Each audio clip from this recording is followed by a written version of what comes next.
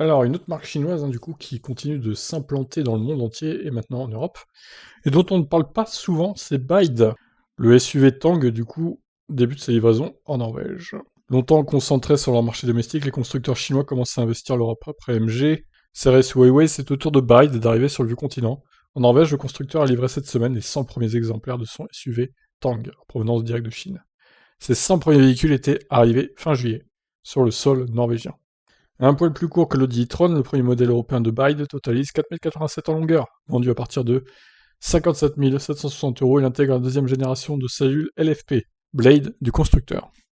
Donc 180 kW le moteur, batterie de 84,6 kWh, Dual TP annoncé 400 km, ce qui est quand même pas terrible, vu la batterie embarquée quand même. En matière de performance, le constructeur annonce 180 km/h en vitesse de pointe et un 0 à 100 en 4 secondes 6.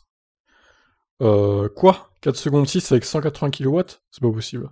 On rappelle que 180 kW, ça fait 245 chevaux.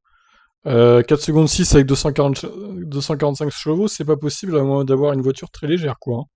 Ce qui n'est pas le cas de ce SUV, donc je crois qu'il y a une coquille dans l'article, là, clairement. Ne vous fiez pas à ça.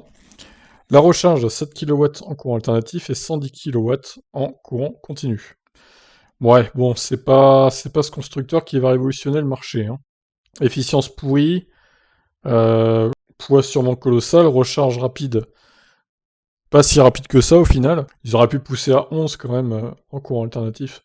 C'est devenu la norme maintenant, 11. Et en plus de ça, il est cher. Et donc voilà, je pense pas que ça va se vendre beaucoup. Puis il est pas très beau quand même ce SUV, donc encore une fois, marque chinoise un peu douteuse, qui ne fonctionnera pas, je pense. Je vous laisse réagir.